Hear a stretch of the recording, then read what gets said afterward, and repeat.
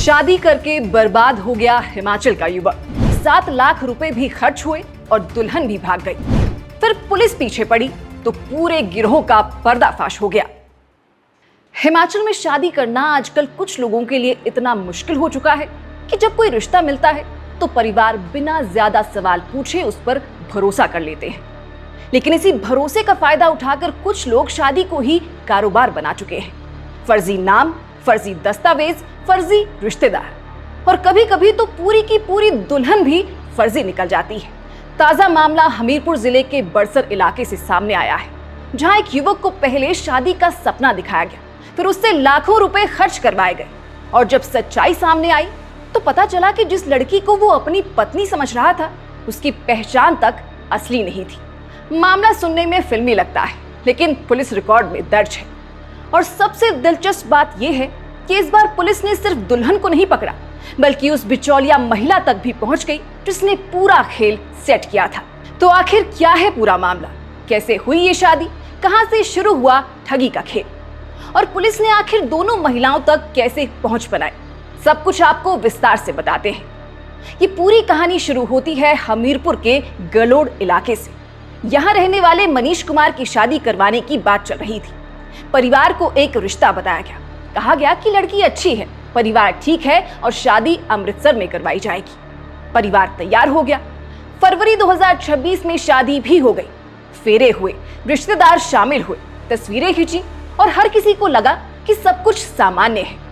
लेकिन कई बार ठगी वहीं से शुरू हो जाती है जहां इंसान को लगता है कि सब कुछ ठीक चल रहा है। शादी के बाद कुछ समय तक सब सामान्य रहा, मगर धीरे धीरे मनीष को अपनी पत्नी के दस्तावेजों को लेकर शक होने लगा। पहले पहचान पत्र पर संदेह हुआ, फिर दूसरे कागजात देखे गए और जब उनकी जांच करवाई गई तो मामला सीधा सामान्य शक से निकलकर आपराधिक धोखाधड़ी तक पहुंच गया, क्योंकि जांच में सामने आया कि दस्तावेज कथित तौर पर फर्जी थे। यानी जिस पहचान के आधार पर शादी हुई वही पहचान सवालों के घेरे में थी। अब यहां से मामला और गंभीर हो जाता है। पीड़ित परिवार का आरोप है कि जब उन्होंने सवाल पूछने शुरू किए तो उन्हें जवाब नहीं मिले, बल्कि धमकियां मिलने लगी। परिवार को कथित तौर पर गंभीर परिणाम भुगतने और जान से मारने तक की धमकियां दी गई। यानी मामला सिर्फ शादी में धोखे तक सीमित नहीं रहा, बल्कि डराने धमकाने तक पहुंच गया। और इस बीच एक और बड़ा झटका परिवार को लग चुका था।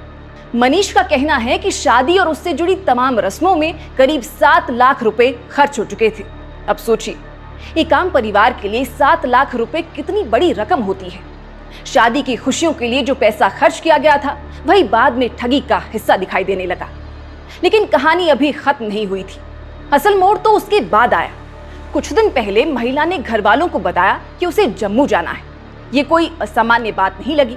वो घर से निकली लेकिन फिर वापस नहीं लौटी। परिवार ने संपर्क करने की कोशिश की, लेकिन फोन बंद, नंबर बंद, कोई जानकारी नहीं। बाद में पता चला कि जम्मू जाने की बात कहने वाली महिला पंजाब के बटाला पहुंच चुकी थी। यहीं पर परिवार को यकीन हो गया कि मामला बहुत बड़ा है और फिर शिकायत पहुंची पुलिस के पास। अब पुलिस के सामने भी चुनौती आसान नहीं थी।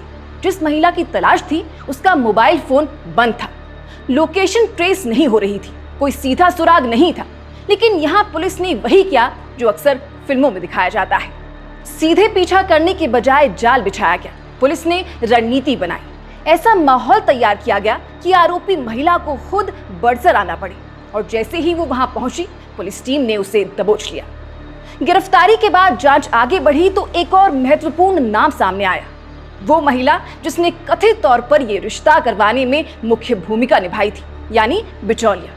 पुलिस ने उसे भी हिरासत में ले लिया और यहीं से मामला सिर्फ एक भागी हुई दुल्हन का नहीं रहा, बल्कि एक संभावित नेटवर्क की जांच में बदल गया।